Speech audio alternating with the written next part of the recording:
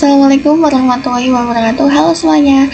Jadi pada video kali ini kita sudah sampai di bab 3 dengan judul Networking Model. Nah, pada Networking Models kita memiliki beberapa materi atau pembahasan. Yang pertama ada konsep Networking Models, yang kedua TCP/IP Models, yang ketiga TCP/IP Models Application Layer, dan lain-lain. Nah, oke, langsung saja kita ke konsep Networking Model. Untuk konsep networking models kita ada beberapa pembahasannya juga. Yang pertama ada konsep itu sendiri, yang kedua TCP/IP model, yang ketiga encapsulation dan decapsulation, dan yang keempat OSI layers model. Nah, oke teman-teman, untuk konsepnya sendiri kita akan belajar tentang konsep jaringan komputer. Nah, jaringan komputer sendiri mengacu pada perangkat komputasi yang saling terhubung serta dapat bertukar data dan berbagi sumber daya satu sama lain. Lalu untuk networking model sendiri adalah suatu aturan yang mendefinisikan bagaimana kumpulan komputer agar bisa saling berkomunikasi. Perangkat komputer itu kan bermacam-macam ya teman-teman. Nah, untuk bisa saling berkomunikasi itu diperlukan aturan yang disebut dengan networking models. Jadi bagaimana setiap vendor dapat saling berkomunikasi dengan open standard networking model yang tersedia. Saat ini open standard networking model yang tersedia dan terkenal ada dua, yaitu TCP/IP model dan OSI model. Nah, jadi teman-teman, dulu sebelum ada open networking model, setiap vendor itu ada networking modelnya sendiri-sendiri, atau setiap vendor itu punya aturannya sendiri-sendiri. Contohnya, tahun 1974 IBM membuat sistem arsitektur network atau CNA. Sehingga karena setiap vendor itu memiliki networking modelnya masing-masing, akan muncul suatu masalah. Nah, masalah itu adalah ketika ada suatu jaringan yang terdiri dari beberapa vendor dan vendor-vendor tersebut memiliki networking modelnya masing-masing, itu akan terjadi kesulitan pada saat penyambungan atau penghubungan karena aturannya sendiri-sendiri, karena memiliki aturannya sendiri-sendiri. Nah, untuk menanggulangi masalah tersebut, muncullah open networking model sebagai pembuka antar vendor agar bisa saling berkomunikasi dengan mudah antar satu dan lainnya dengan satu aturan yang tetap. Baik itu OSI model yang diciptakan oleh International Organization for Standardization or ISO, dan TCP/IP model yang diciptakan oleh US Department of Defense. Nah, oke teman-teman, kita lanjut ke pembahasan yang kedua pada konsep networking model, yaitu TCP/IP model. Nah, TCP/IP model itu sendiri adalah jenis networking model yang saat ini common digunakan. Jadi, walaupun TCP/IP model dan ISO model itu sama-sama populer, TCP/IP model itu lebih sering digunakan, walaupun OSI model lebih akrab dengan pembelajaran. Nah, TCP/IP model itu mendefinisikan suatu protokol antar komputer, utamanya berbeda network, itu bisa saling berkomunikasi.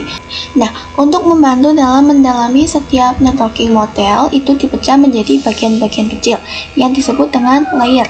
Nah, ini teman-teman layernya untuk TCP/IP model. Secara dokumentasi, TCP/IP terdiri dari 4 layer, tetapi TCP/IP model lebih mudah untuk dibagi menjadi 5 layer. Nah, ini layernya dibaca dari bawah. Networking yang pertama networking access, yang kedua internet, 3 transport, 4 application. Tetapi lebih mudah untuk dibagi menjadi 5 layer. Oke teman-teman, kita lanjut ke materi yang ketiga, yaitu TCP/IP model application layer. Nah, oke teman-teman, TCP/IP model application layer sendiri berfungsi sebagai antarmuka dengan aplikasi, mengatur bagaimana aplikasi dapat mengakses jaringan dan kemudian membuat pesan-pesan berskala. Di antara contoh service dari application layer itu seperti HTTP, POP3, SMTP, IMAP, SSH, dan sebagainya.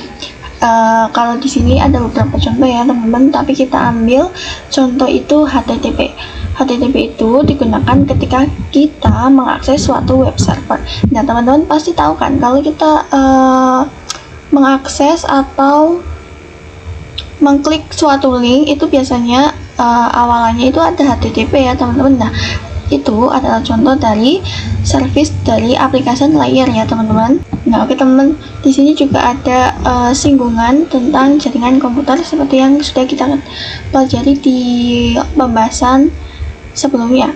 Jaringan komputer itu kan sifatnya rumit dan kompleks, baik itu dari perangkat-perangkatnya, media penghubungnya, sampai pada aplikasi yang berjalan di dalamnya.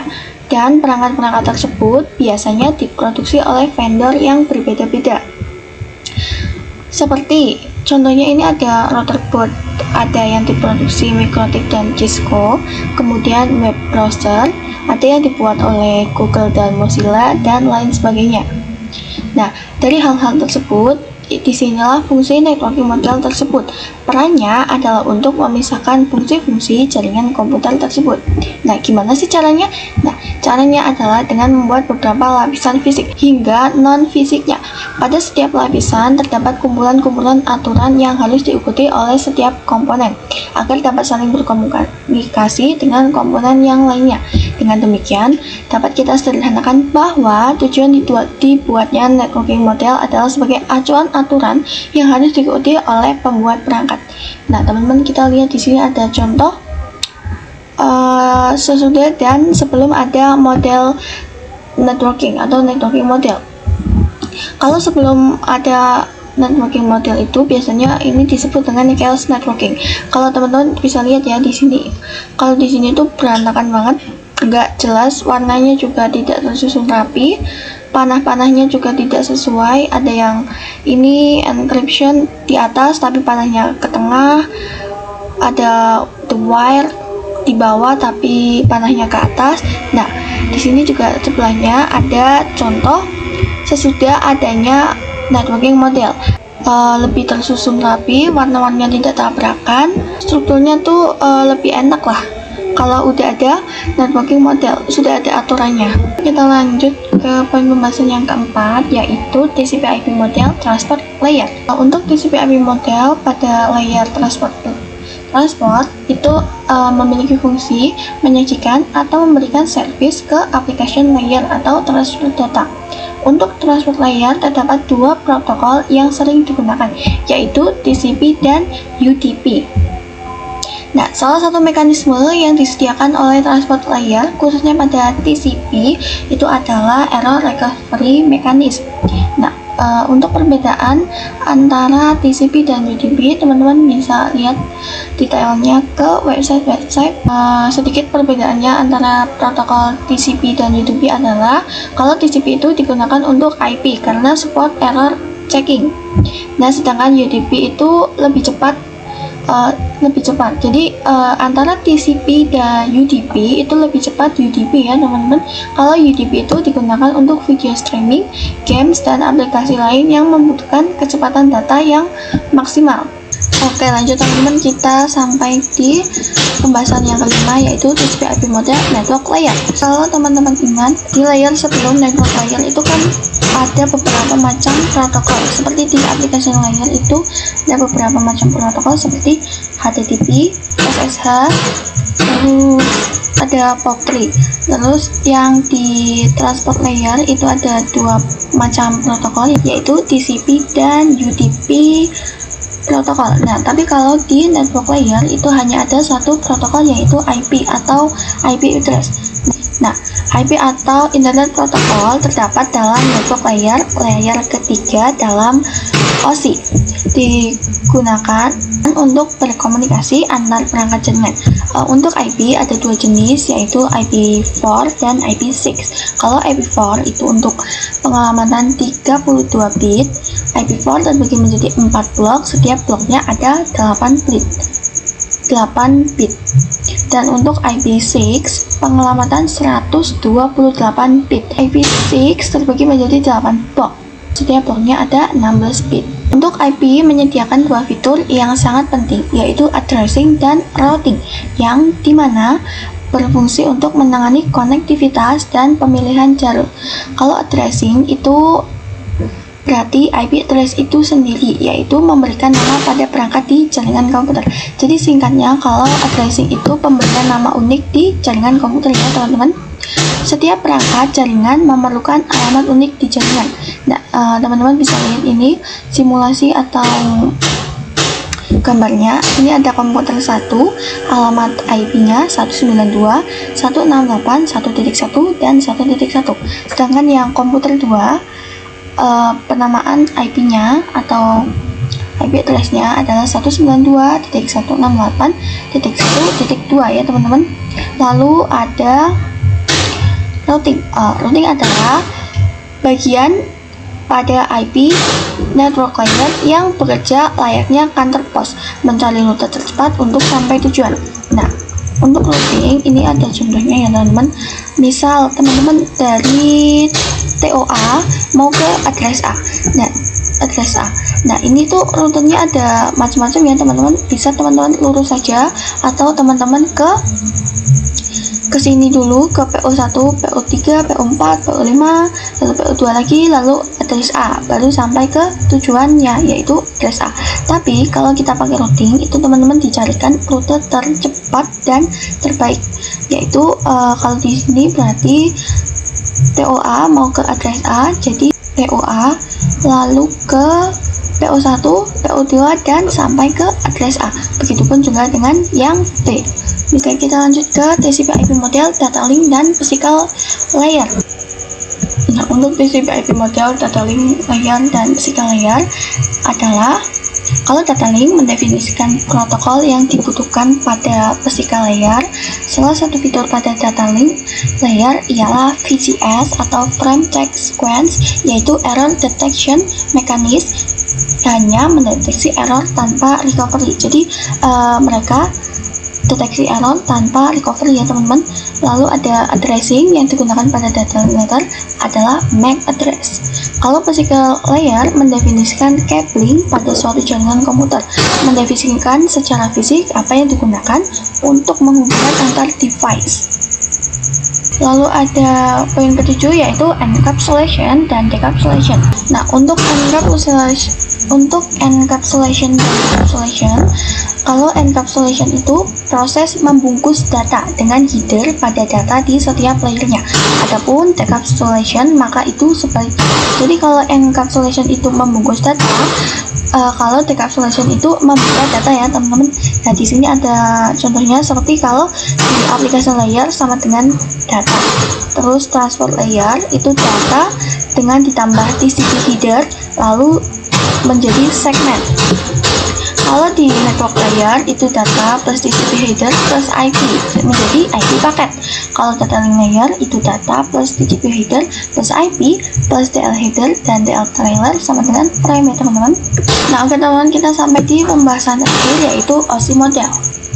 Untuk saat ini model yang sering digunakan hanya TCP/IP karena untuk dari sisi perkembangannya, protokolnya atau modelnya TCP/IP lebih dominan dibanding OSI layers. Namun OSI layers lebih biasa dipelajari karena mudah dipahami. Jadi walaupun TCP/IP yang sering digunakan, sebenarnya yang lebih gampang dipahami itu yang OSI layer ya teman-teman. Nah, sebelum networking model ada, setiap vendor membuat atau memiliki networking modelnya masing-masing. Nah, karena setiap vendor memiliki networking model yang berbeda-beda, maka komunikasi antar vendor sulit dilakukan. Jadi usaha membangun suatu jaringan komputer sangat besar. Nah, banyaknya vendor tadi itu, bagaimana upaya agar tetap bisa berkomunikasi dengan baik antar vendor satu dengan lainnya.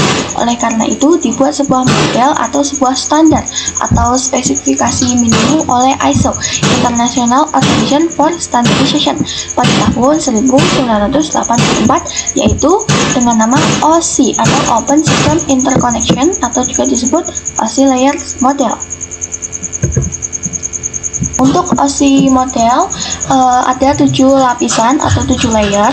Yang pertama ada application, yang kedua presentation, 3 session, 4 transport, 5 network, 6 data link, dan 7 physical layer.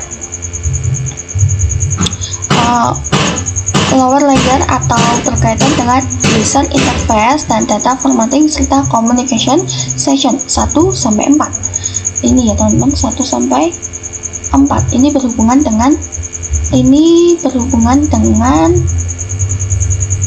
user interface, dan data formatting, serta communication session. Atau yang 1-4 disebut dengan lower layer. Kalau yang upper layer berkaitan dengan bagaimana data itu mengalir, 5-7. Jadi kalau 1-4 itu disebut dengan lower layer, kalau 5-7 disebut dengan upper layer. Nah, cukup sekian pembahasan dari saya. Mohon maaf apabila ada salah-salah. Saya ucapkan terima kasih. Assalamualaikum warahmatullahi wabarakatuh. Yeah, Bobby Valentino.